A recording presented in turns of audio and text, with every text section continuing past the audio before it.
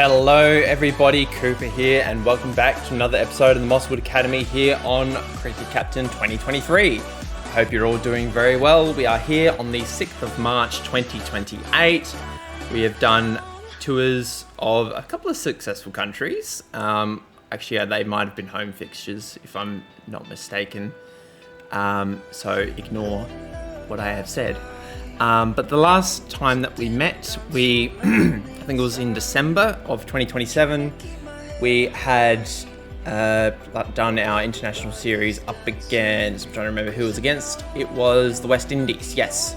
We had done this series, no we hadn't done this series, it was this series against Pakistan that we had done. So we met up on the 1st of December, we did a rehash of this. We are now doing a recap of series 4, 5, and then the Bangladesh series is the series I haven't played yet. Okay, that's what we're going to do today. So we played 3 tests up against the West Indies, which we all won fairly comfortably. Then we had 3 one-dayers and 3 2020s. We only lost the one 2020, which was the second. They won fairly comfortably, actually. But this is going to be a very interesting recap because we had a few new players in and around the team in terms of the international side, so stay tuned for that. But the first test, we won by 423 runs. We hadn't actually made any new additions just yet. That comes a little bit later. But Cyrus Williams gets his, I can't remember what test 100 number this is, but he's gotten quite a few test 100s this year. Ended up with 136 off 97 deliveries. We went from 5 for 249 to 6 for 400 before losing the final 4 wickets for 73 runs. Marco Jansen did well with the bat. De Villiers missed out on another test 100, unfortunately. Graham Smith Jr. did well, as did Neil Williams. And then the top 3 failed to fire. We then bowled them all out for 248. We didn't enforce the follow-on, although I don't think we could have, because you have to be up by 250 runs, I think. Or is it 200? I can't remember. Disco Jones picked up 5 for 54, was really good with the ball, as was Marco Jansen. Zanderson and Okori only got 1 wicket each. De Silva was their star man with the bat. He ended up with 56 of 140, batted quite slowly but responsibly.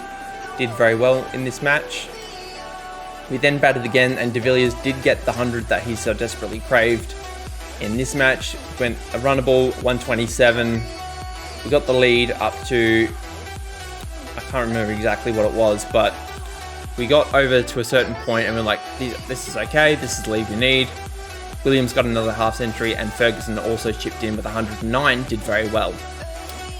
And then we bowled them all out fairly comfortably for 239. Murray, who has spent some time with us, I believe, if I'm not mistaken. Doesn't say, yeah, Cape Town, here we go. He's played a handful of matches. He wasn't very good, but he has been a talent that we've had in our team, in our ranks before, so it's actually nice to see that he's in and around the West Indies team, doing very well at one-day international level.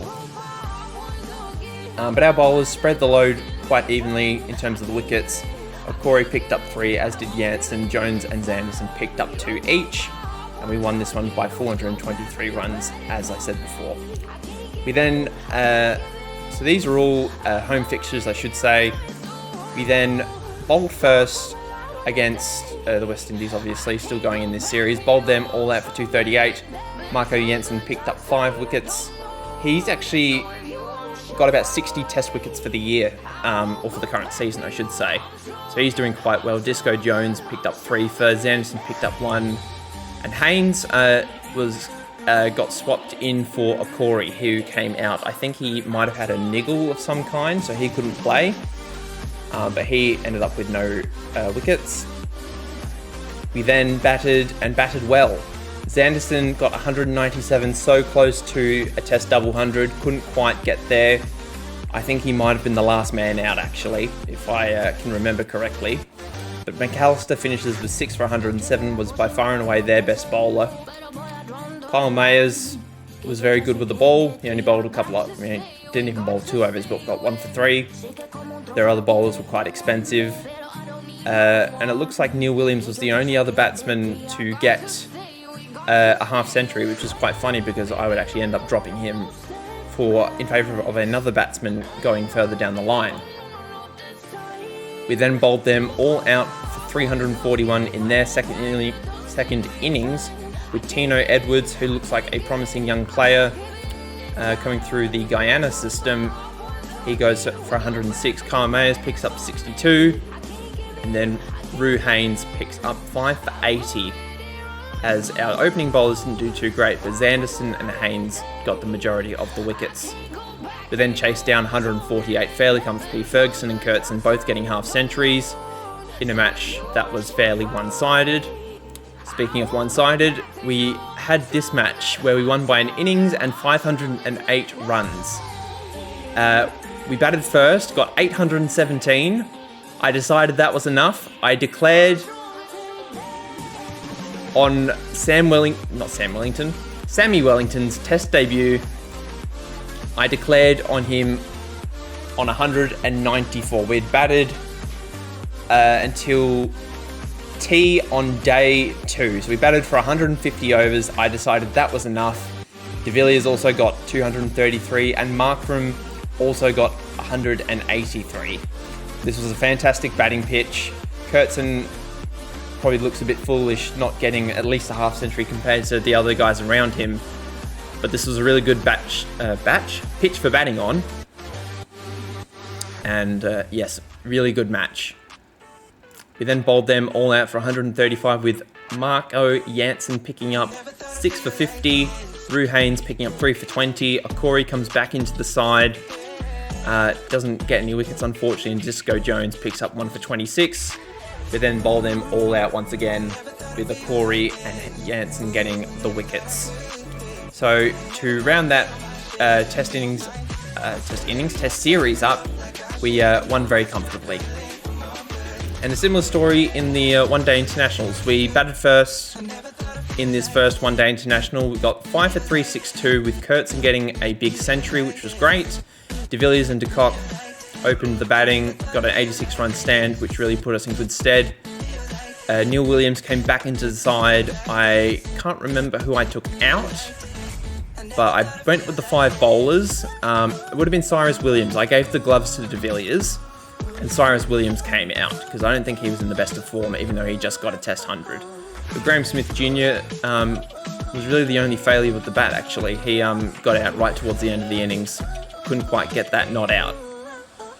And Sammy Wellington also did very well on one-day debut, getting 35 off 36 with a couple of boundaries and a couple of sixes. Then bowled them all out for 245, and they never really looked like getting close, even though Rup Chan picked up 111. We did have them 2 for 139 at one stage, so that was getting a little bit dicey, but Gibson Flair picked up 4. Haynes and Jansen got 2 each. Zanderson was a bit expensive, but we got the job done, which is the main thing. The next match was a little bit closer. We batted first, got 291 for 9 after our 50 overs. We were 4 for 48 at one stage, and we clawed it back very nicely. Graham Smith Jr. unlucky not to get 100. He got bowled for 96. Sammy Wellington extended his good form. He picked up 54.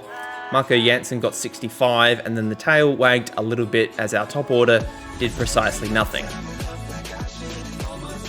We then bowled them all out for 264, with Okori picking up 5 for 68, which I believe might be his best figures at one-day level. I cannot remember. Zanderson also picked up 3 for 39, and Flair 2 for 54 after 8 overs. Murray again was also very good at one-day international level, which we have covered.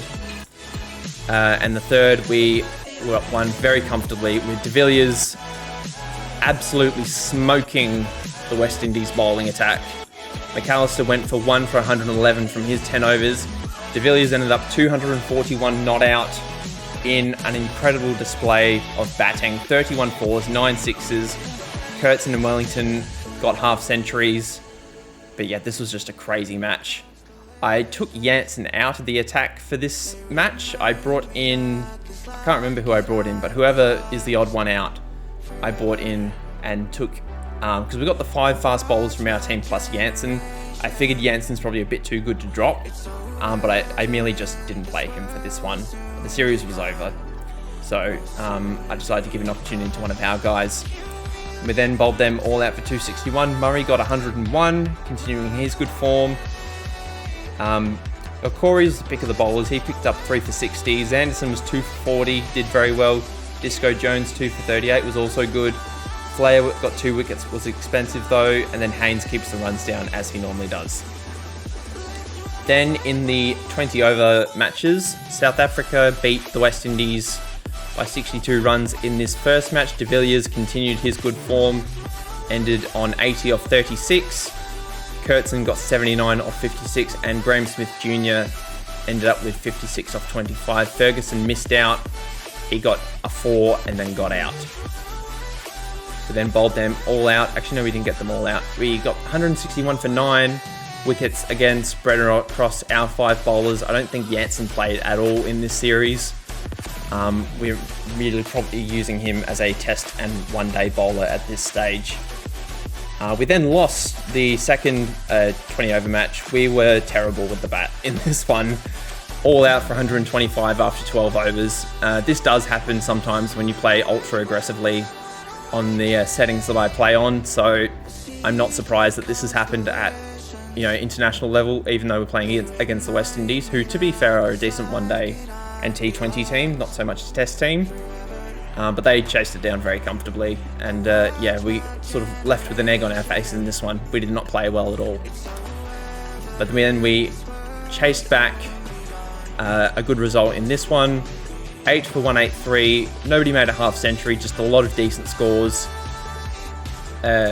Chris Allain actually did very well, picked up 4 for 29, 11 dot balls in his spell.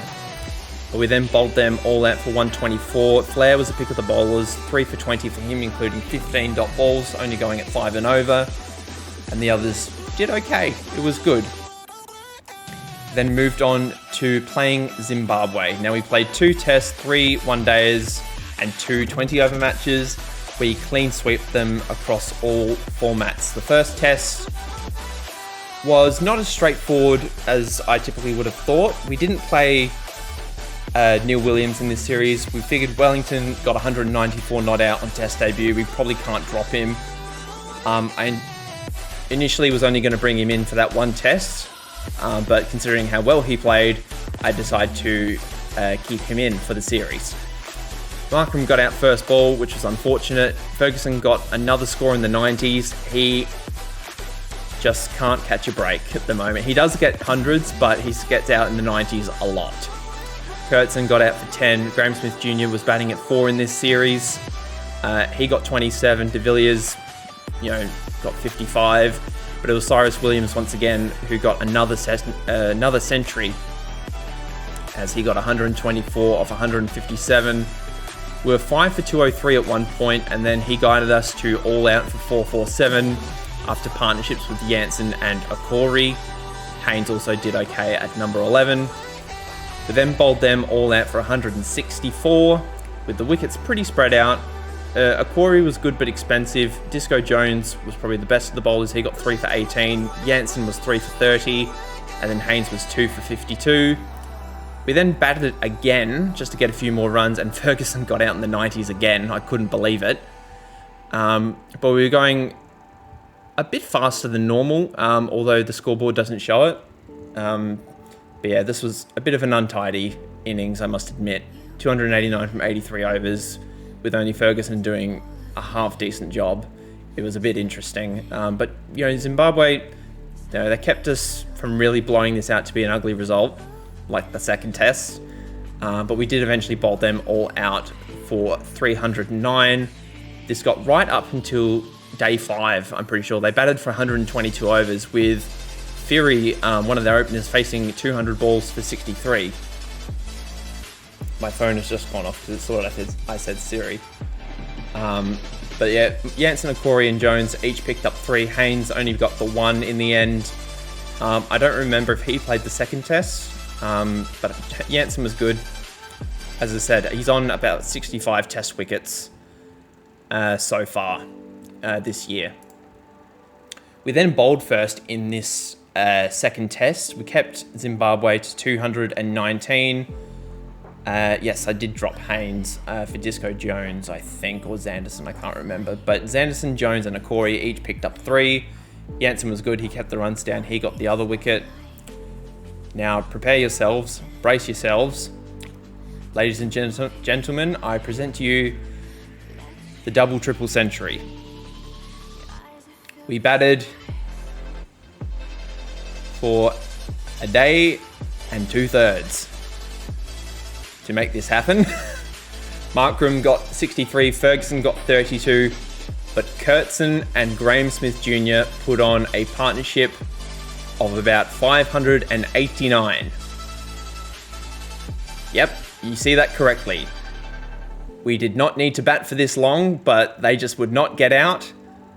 I could have declared hours earlier, but I wanted to see how far I could push it. And push it I did. Kurtzen 315 off 415, Graham Smith Jr. 301 off 351. Each got over 44s, each got over 4 6s. De Villiers, Wellington and Williams didn't even have to bat. We then bowled them out for 83 in the next innings after Zanderson picked up 5 for 24 in a very one-sided match. It was ugly, but good fun, I must admit. We then had the one-day series where we batted first in this one and got 365 in our innings, with De Villiers getting 100. Ferguson and Kurtzen both got half centuries, and then we sort of fell apart towards the back end of the innings once we lost a few wickets. We then bowled them out for 209 with only Muzite, or Muzite, I'm assuming it's Muzite, got 74. Jansen did play in this series. Zanderson, Haynes, Jones and Flair were the other bowlers.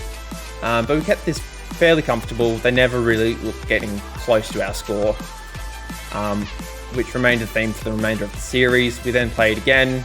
Graham Smith Jr. was the one getting the century this time. Ferguson again got close to 100 but couldn't quite convert. I'm starting to get a little bit concerned about him, but that's okay. We'll go over the stats later. But 334 is definitely a very chaseable total. We did bowl them out for 222. Richie Beno, rest in peace. Rui Haynes picked up 6 for 51 in his best career figures at one-day international level. We'll go over all the stats and stuff later so I can point out who's doing well and who's not. Jansen was not very good in this match, I should point out.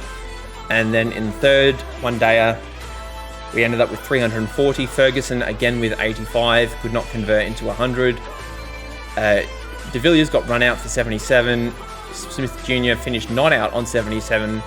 Wellington was really good, going 38 off 19. Did a job, just advanced the score as we needed to. And then we bowled them all out for 236 after 41 overs. Zanderson and Jansen were the pick of the bowlers. Everyone else was okay, apart from Flair. He was not very good. And then the 20 over matches came and went pretty quickly. This is not the match I wanted to click on. This is the match I wanted to click on. We bowled Zimbabwe. Actually, again, I keep saying we bowled them out. We didn't bowl them out. They got 161 for 9. Zanderson was pick of the bowlers. He's been really good since we've included him in the international stuff. He's gotten 4 for 28. Haynes got 2 for 20 in a very good spell of his. Disco Jones was terrible, and Jansen picked up 3 for 33. Xavier Johnson, we brought him into the squad just for the 2020s because he had some really good domestic form, so we decided to reward him. He was batting at 7, and we also brought in Dante Daniels. We dropped Cyrus Williams, we gave the gloves to De Villiers, and I can't remember who else we would have dropped to make room for Johnson. But it was one of the bowlers, I'm pretty sure. But Daniels was really good on debut, got 21 not out, did a job. We chased down the runs fairly comfortably. Nothing really much to say about this innings. And then in the second T20, we absolutely pumped them. De Villiers was outstanding again in the limited overs stuff. He got 178, which equals the record set by our very own Will Jacks a couple of seasons ago for the highest T20 score of all time. Obviously, Chris Gale is now third in that ranking. Third technically speaking. He got 175 not out. years ago for RCB, I'm pretty sure. But yeah, 272, powered by de Villiers 178. We bowled them all out for 145. Wasn't much of a contest. They did get a few runs towards the back end of the innings. But yeah, it was a really fun little series up against Zimbabwe. Not someone that we play against that often. But we now have this last series up against Bangladesh in Bangladesh. So that will be an interesting series to handle. And then we've obviously got the end of the domestic season to get through as well. But in terms of the world ratings, we are still the #1 test ranked team. We've moved up to 3rd in the one-dayers, and we are still #1 in the T20 world ratings. In terms of batsmen, Aidan Markram has moved down to number 11 in terms of test batsmen.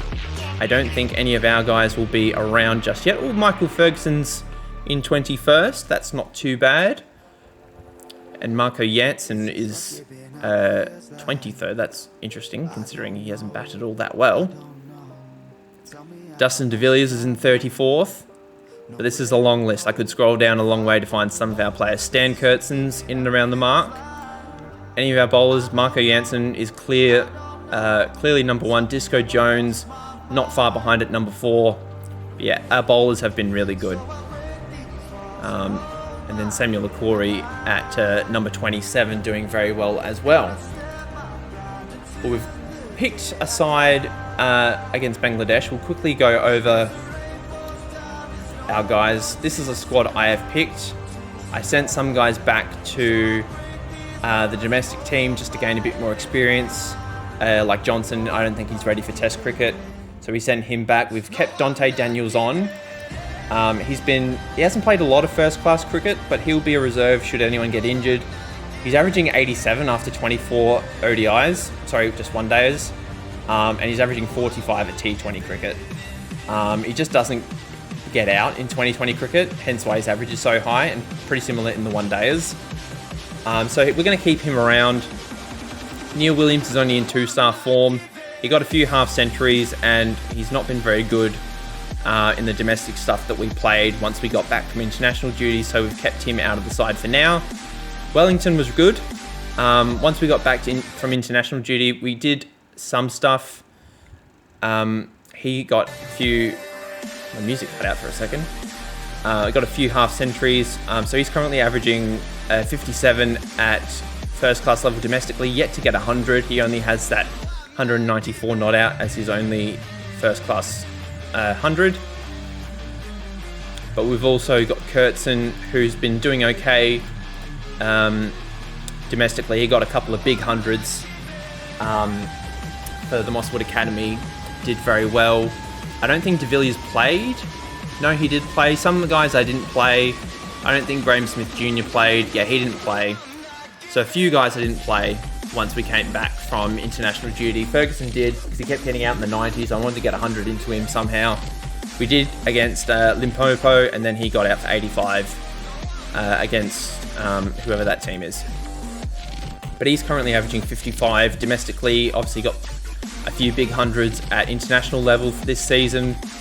But we've got a very young side, but a very successful side. If we look at the current year stuff, you can see that Jansen, Okori, Disco Jones, and Zanderson have been our guys.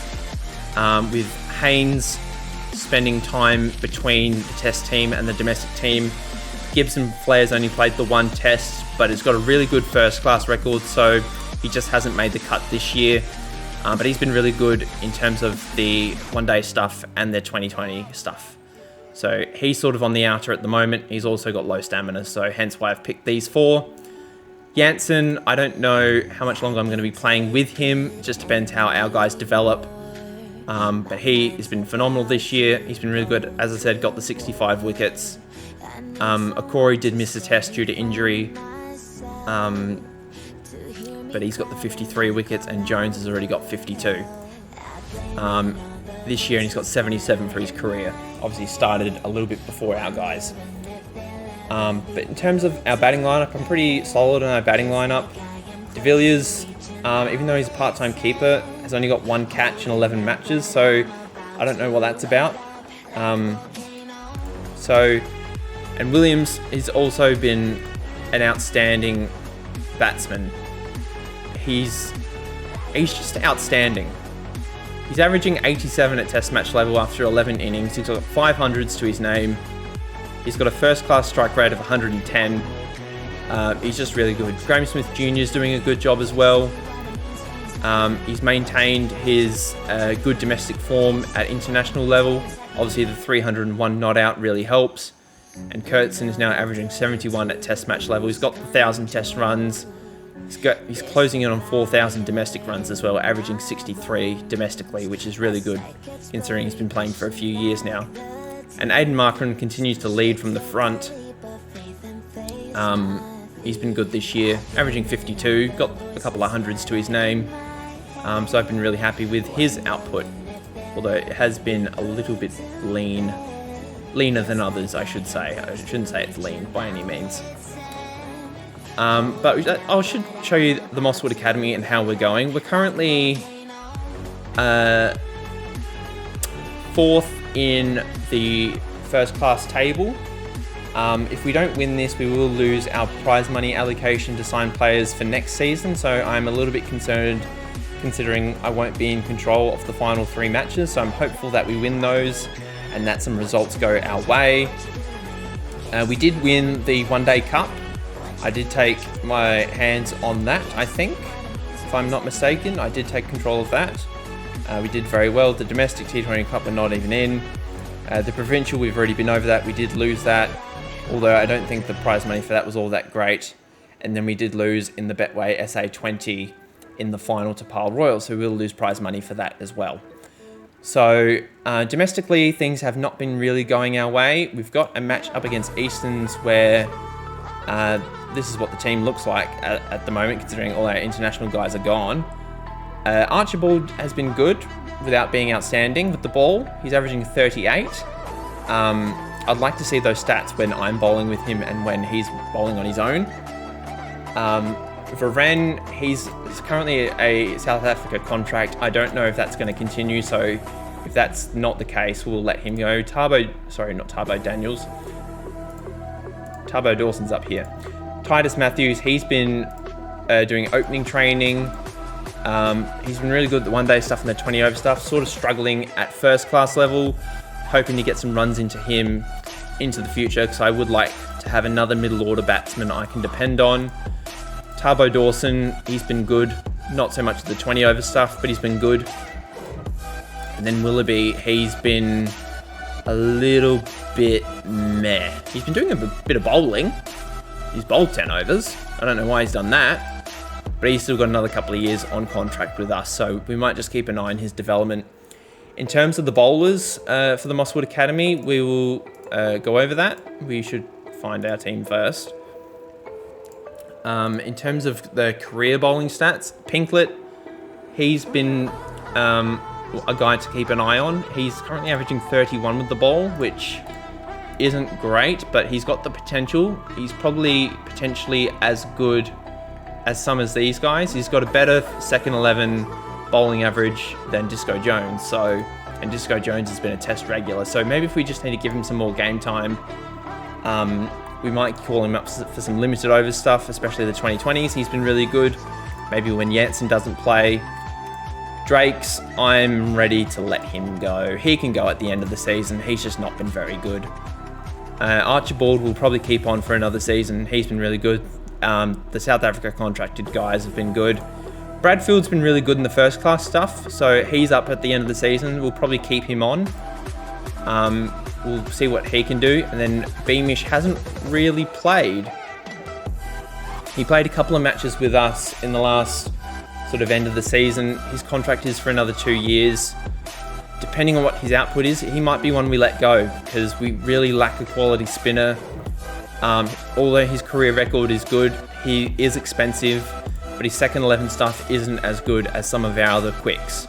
So I'm happy primarily using just a fast bowling unit for the time being and relying on our middle order going forward. Cilliers, I think we let him go at the end of the season as well. He hasn't really played a great deal, and when he hasn't been fantastic. So I reckon we let him go. Johnson, He's really good in the limited over stuff. He's not very good in the first class stuff. So we'll probably keep him on for another couple of seasons, and then everybody else we've sort of gone over. But the domestic season, when does that end? When does that end? Let's have a look. That ends on the 22nd of March, whereas the international stuff happens on the 26th of March. So that will be the end of the season when we finish the international stuff, and then the next episode will be the off season going forward. So, but that'll just about do it for today, guys. A little bit longer episode because we did do a couple of international series rather than just the one, and we also covered a fair bit of domestic stuff as well. But thank you for watching up until this point, guys. If you're liking the series, feel free to like it and subscribe to the channel. It really does help the channel grow, as I am producing a massive amount of content at the moment, and we're trying to really push on into, obviously we're out of the new year now, but into the Easter period, and do very well with all of that. So I hope you guys enjoy the rest of your day wherever you are in the world, and I will catch up with you again for some more cricket captain action in the future. See you guys then.